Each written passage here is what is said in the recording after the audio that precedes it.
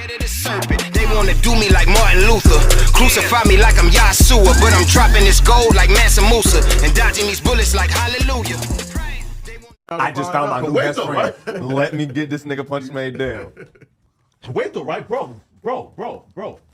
School, bitch. I'ma let a lot of people down from the choice that I'm about to make. I've been asked to leave it alone.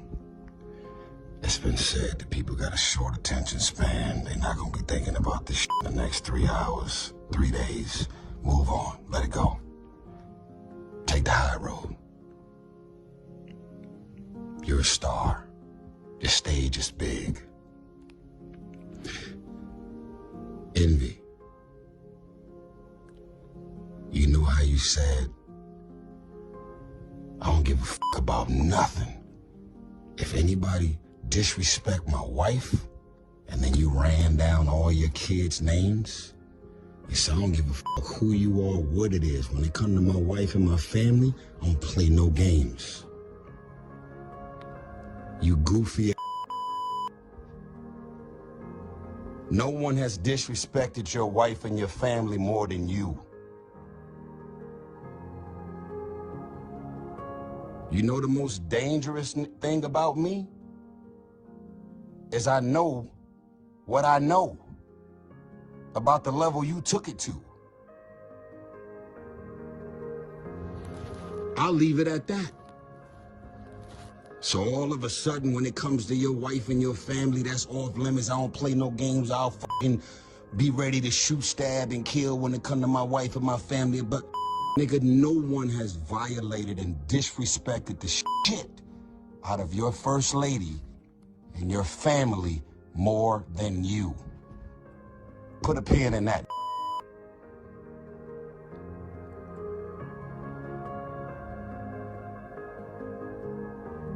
I'm not on the air, am I? Yes, you're on the air. When you called, she answered because you called her from the hotline number at the radio station. That's how it works. Everybody can see through the. Let me explain something to you, sir. Any real man who's ever been married, got a fiance, a girl, a baby mama, most real men, most don't play no games when it comes to their girl or their wife ever being disrespected or violated by another man.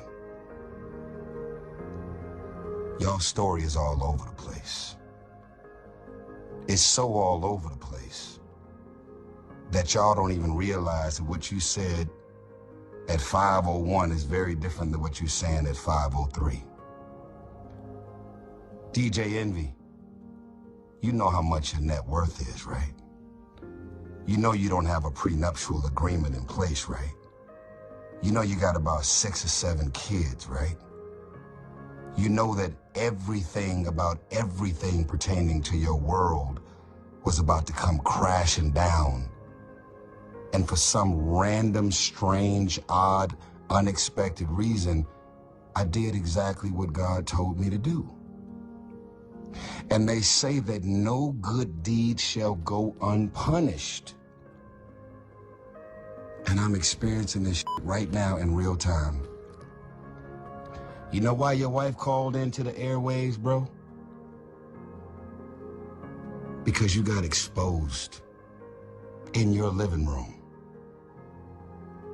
When I said, how convenient, you could not sit there and look me as a man in my eyes and tell me with real honesty and integrity why my divorce has been a mockery and a funny joke and a topic of discussion at the Breakfast Club. You and Charlemagne talking about mental health awareness. Are we gonna be advocates for mental health awareness? Or are we out here trying to f people mental health up because you're giving out donkeys of the day and attacking people and going into people's issues and breakups and marriages and financial traumas and all of the things. Yeah, you got a job to do. I got it. You're in radio. You got to report the news. I got all that. I got it. But you cannot be pumping and perpetuating mental health and mental health awareness and then be out here fucking people mental health up. I don't have mental health issues. I had a mental health breakdown because I was given psych meds that had extreme adverse effects. If I'm in a studio and smoking weed, you'll see me sleep on the couch. I don't smoke, I don't drink, I don't do anything. Anything that has to do with me being exposed to anything, I'm gonna be wiped out. You got a bottom line about never disrespecting your wife and never disrespecting your family. That's a general consensus. I think every man in the world feels that exact same way. But actually, how do you disrespect your wife and your family the most and try and hold another man to a particular standard?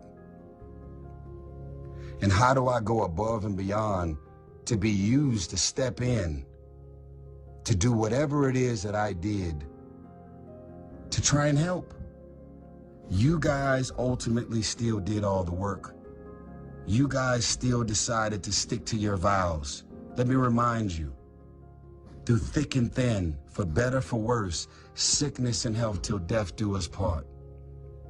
We can say a lot of things, but we can't say that you ain't got a real wife over there that's really got your back. It is that I did to try and help. You guys ultimately still did all the work. You guys still decided to stick to your vows. Let me remind you, through thick and thin, for better, for worse, sickness and health till death do us part. We can say a lot of things, but we can't say that you ain't got a real wife over there that's really got your back, because she's still with you.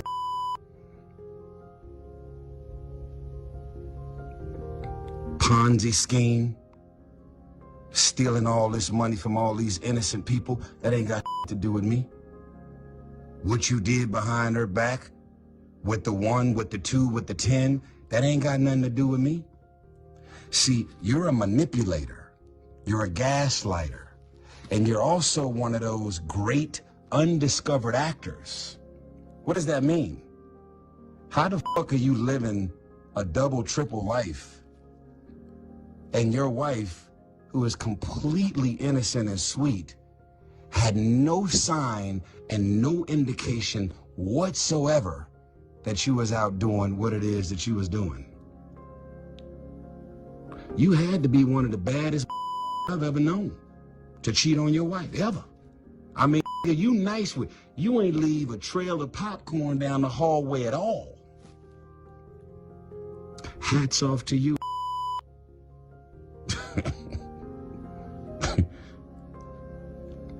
Let's unpack this last thing. One of the other things that was mentioned, well, 2 of the other things that was mentioned, and then I'm done.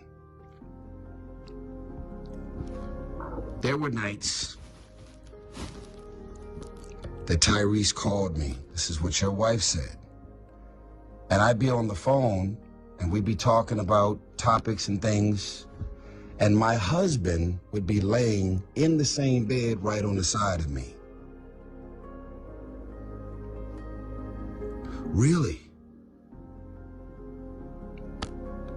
I'm on the phone with your wife, and you're in the same bed laying on the side of her. What man, what real man would let another man be on the phone in any capacity if I actually disrespected her, if I actually flirted or did anything that y'all accused me of doing? What did I say and what did I do that was inappropriate? To where if it's so disrespectful and and inappropriate. You crossed the line. Need to box your mouth. Like, that was the most gangster I've ever heard in my life. You're a comedian, dude. There were nights that me and Tyrese was talking and my husband was laying in the same bed. So I've already allegedly violated you as a man, as a husband, and I violated your wife, allegedly, right? I crossed the line, I disrespected, I flirted, I went from trying to help, and then I turned it into something else, is what y'all are saying, right? How the fuck are we still in touch 5, 6 years after God used me to step in and do what I did? It ain't adding up, bruh. And y'all ain't got no responsibility to me. Y'all ain't got nothing to do with me.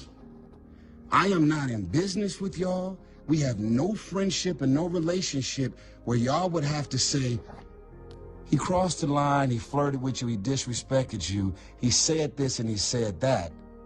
But don't worry about it. We're not gonna say nothing to him about it. We're not gonna confront him about it. I'm not gonna have my husband to call him and, nigga, what the f you talking to my wife and coming up and saying this?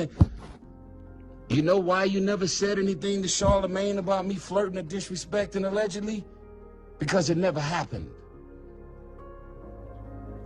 You know why you never called me, text me, confronted me about what I said and did, supposedly? Because it never happened. I'm gonna tell you what really happened. Because you're not the sharpest nail, you're not the sharpest knife in the drawer, Mr. Envy. I'm gonna tell you what really happened. After you was exposed on your own breakfast show about leaving me for dead, not calling, not checking on me, you and your wife could have flew to Atlanta, your wife could have pulled my wife to the side, and you could have pulled me to the side, and y'all could have attempted, key word, attempted to step in and help us when my world and my marriage and my shit was crashing and burning. The choice you made was to make a mockery and laugh at my shit while it was all going down. And that wasn't a choice that I made towards you. And then when you got confronted about it on your show, you grab some rain out of the sky and say, I crossed the line, I disrespected, I overstepped, I violated. And yet we're still on text chains for the last 5, 6 years. And yet we have been on calls, all three of us. I would say a minimum of 10, probably 15 times. I'm on the phone with your first lady, which I've always called her from the beginning, because she is your first lady. I'm on the phone with your first. I was like, oh, that's crazy. I said, do me a favor. Can you get Envy on the phone?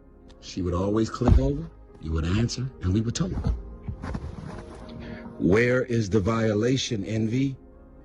Where is the disrespect, Envy? Where is the me overstepping and disrespecting anything that's got to do with your wife, Envy? Scone, bitch. The Brinks truck. Bag full of them blues. I'm rolling up purple. She full of that pink stuff. She don't do the commitment. Just swallow no spitting whenever we link up. I support her decision. I'm counting my blessings. I could be in prison and count